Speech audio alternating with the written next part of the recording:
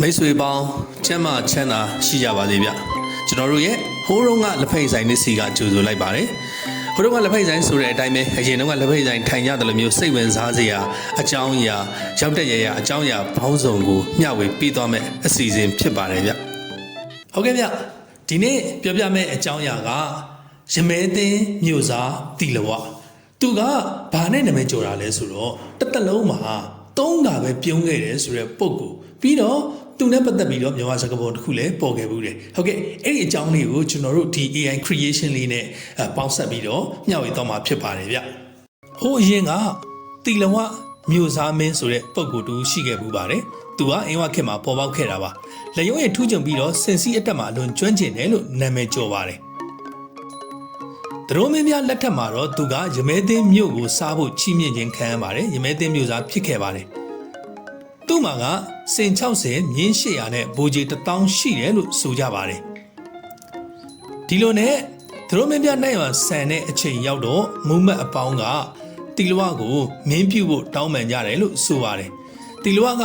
ငါကတနေ့ကိုစကား3-4ခွန်းအောင်ပြောပြတာမဟုတ်ဘူးမင်းဖြစ်ကိုလည်းအလိုမရှိဘူးအဲ့ဒီအစားအမြင့်စားတရဖျားစော်ကဲကမင်းရဲ့ရောက်ဖတော်လည်းဖြစ်တယ်နှလုံးလက်ယုံရည်နဲ့လည်းပြည့်စုံတယ်အဲ့ဒါကြောင့်မလို့စော်ကဲကိုပဲမင်းမြောက်လေးဆိုပြီးတော့စီးစိမ်ကိုညှင်းပယ်ခဲ့တယ်လို့သိရပါတယ်အဲ့ဒီ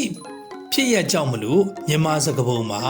မရွယ်ပဲစော်ကဲမင်းဖြစ်ဆိုတဲ့စကားပုံပေါ်ပေါက်လာခဲ့တယ်လို့ဆိုပါတယ်မြန်မာစကားပုံအတော်များများကနောက်ွယ်မှာအခုလိုပဲဇလန်းတွေစိတ်ဝင်စားစရာအကြောင်းအရာတွေရှိပါတယ်ဒီအကြောင်းအရာကြောင့်မလို့မရွယ်ပဲစော်ကဲမင်းဖြစ်ဆိုတဲ့စကားပုံပေါ်ပေါက်လာတယ်လို့မှတ်သားရပါတယ်ဒါကမြန်မာစကားပုံတစ်ခုပါအဲ့တော့တီလောကမြို့စားနဲ့ပတ်သက်လို့ကနာမည်ကျော်တာကသူကတစ်သက်လုံးမှာ3ချိန်ပဲပြုံးခဲ့ဘူးလေဆိုတော့ကနာမည်ကျော်ပါတယ်အဲ့ဒါဟာမှန်တမ်းမှာပါဝင်တယ်လို့ဆိုပါတယ်ကုန်းမောင်မင်းဆက်တတမမြောက်မင်းဖြစ်တဲ့စကိုင်းမင်းခေါ်ဘာကြီးတော်မင်းလက်ထက်မှာရဟန်းပညာရှိလူပညာရှိတွေညှိနှိုင်းတိုင်ပင်ပြီးတော့မောင်းထောင်ဆရာတော်လူထွက်ပညာရှိအမတ်ကြီးမဟာဓမ္မသင်္ကြန်ကြီးမှုပြီးတော့ကျမ်းတစောင်ပြုစုပါတယ်အဲ့ဒါမှန်တမ်းမှာ1191မှာစတင်ပြီးကျမ်းပြုတာလို့ခေါ်ပါတယ်အဲ့ဒီမှန်တမ်းရာဇဝင်တော်ကြီးမှာပါတာကပထမအဆုံးအချိန်မှာကတီလိုကမရှိတဲ့အချိန်မှာအိမ်ကိုကျေးတော်သားတယောက်ကလာပြီးတော့တိုက်ချက်တကောင်လာပြီးဆက်ပါတယ်အဲ့ဒီမှာကတီလိုရဲ့အမျိုးသမီးစောပလဲပဲရှိပါတယ်အဲ့ဒါကြောင့်မလို့အဲ့ဒီကျေးတော်သားကအဲ့ဒီလက်ဆောင်ကိုမပေးဘဲနဲ့ပြန်ထွက်သွားတယ်လို့ဆိုပါတယ်အဲ့ဒီအချိန်မှာတီလိုရဲ့အမျိုးသမီးဖြစ်တဲ့စောပလဲကမယားဆိုတာကလင်းယောက်ျားရဲ့ဖုံးကန်ကိုမှီပြီးအသက်မွေးရတာပါလားဆိုပြီးတော့သူကအတိဝင်လာပါတယ်အတိဝင်လာပြီးတော့သူကတီလိုပြန်လာမဲ့အချိန်ကိုစောင့်ဆိုင်နေပါတယ်ဒီလိုနဲ့တီလိုပြန်ရောက်တဲ့အချိန်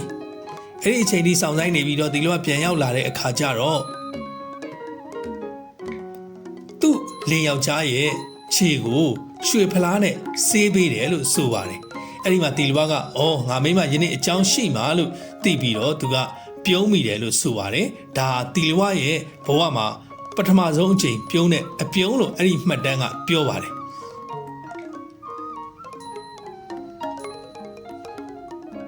ဒီလိုနဲ့ဒုတိယတစ်ချိန်ကကြတော့တီလဝကတနေ့မြို့ထိပ်မှာနေပူစာလှုံးနေတာအဲ့လိုနေပူစာလှုံနေတဲ့အချိန်မှာဘာတွေ့လဲဆိုတော့ရဟန်းလူတဲ့တယောက်ကဒီခေါင်းပေါင်းနဲ့ပေါ့ဥပေါင်းရစ်ထုံနဲ့သူကကျုံးထဲမှာရေချိုးတာရေငုပ်ပြီးအဲ့ခေါင်းပေါင်းကိုမချိုးဘဲနဲ့ရေငုပ်လိုက်ရေချိုးလိုက်နဲ့အဲ့ဒါကိုကြည့်ပြီးတော့သူကဒုတိယတစ်ချိန်ပြုံးတယ်လို့အဲ့ဒီမှတ်တမ်းကဆိုပါတယ်ဒါကတီလဝရဲ့ဒုတိယမြောက်ပြုံးပြီးတော့တတိယအချိန်ကျတော့ရမဲသင်းမြို့ဝင်းကျင်ကိုကျူးကျော်သူစစ်တီတွေအထက်ထက်ဝင်းရံရောက်လာတဲ့အချိန်အဲ့ဒီအချိန်မှာ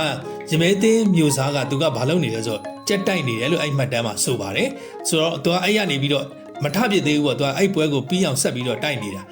အဲ့ဒီအချိန်မှာပဲဘာကိုတွေ့ရလဲဆိုတော့သူ့ရဲ့အမျိုးသမီးစောပလဲကရင်ဘတ်စီတီနဲ့တခါတည်းဒီလူပြည့်ရှိနေတဲ့မြို့ပြင်ချက်ပွဲကိုပြေးဝင်လာပြီးတော့ဒီအကြောင်းလာပြောတာပေါ့သူစီကိုဒီလိုတော့ဖြစ်နေပြီဆိုတဲ့အကြောင်းအဲ့လိုလာပြောတော့အဲ့တော့မှသူကငါမရလဲဖြာပါကြီးလာတယ်ဒီအတွက်ပူပင်ကြီးလာတယ်ဆိုပြီးတော့ဒီဟာနဲ့ပတ်သက်လို့သူမနေနိုင်အောင်ပူပင်လှတယ်ဆိုပြီးတွေးမိပြီးတတိယအချိန်မြောက်ပြုံးတယ်လို့ဆိုပါတယ်ဒါဟာတီလောရဲ့ရမဲသင်းမြို့သားတီလောရဲ့တတိယမြောက်အပြုံးဖြစ်ပါတယ် အဲ့လိုမျိုးပြီးတဲ့နောက်မှာတော့သူကထွက်ပြီးတော့ဒီစစ်ပွဲကိုတိုက်တော့သူရဲကောင်းမရယုံတိတလာတို့နဲ့ထွက်တိုက်တယ်လို့ဆိုပါတယ်ဒါကအောင်မြင်မှုလည်းရခဲ့တယ်လို့သိရပါတယ်ဒါကတော့တီလွားရဲ့တစ်သက်လုံးမှာ3ခါပဲပြုံးခဲ့တယ်ဆိုတဲ့အကြောင်းအရာဖြစ်ပါတယ်ဒီလိုနဲ့ပဲတီလွားကတက္ကရာ958ခုနှစ်မှာတော့ကန်တော်ကုန်ခဲ့တယ်လို့သိရပါတယ်ဒါကမြန်မာသမိုင်းမှာတစ်သက်လုံးမှာ3ခါပဲပြုံးတယ်ဆိုတဲ့တီလွားမျိုးစားရမဲသိမျိုးစားတီလွားနဲ့ပတ်သက်တဲ့အကြောင်းအရာမျှဝေတာဖြစ်ပါတယ်ဟုတ်ကဲ့ကျွန်တော်တို့နောင်ဆက်လက်မျှဝေမယ့်အကြောင်းအရာတွေကိုလည်းကြည့်ရှုပေးဖို့ဖိတ်ခေါ်ပါတယ်ကျွန်တော်တို့မျှဝေမှုတွေကိုကြည့်ရှုပေးနေတဲ့အတွက်လည်းသူပဲကျေးဇူးတင်ရှိပါတယ်ဗျဒီတီလွားနဲ့ပတ်သက်တဲ့အမျှဝေခြင်းကတော့ဒီမျှပဲဖြစ်ပါတယ်ဗျ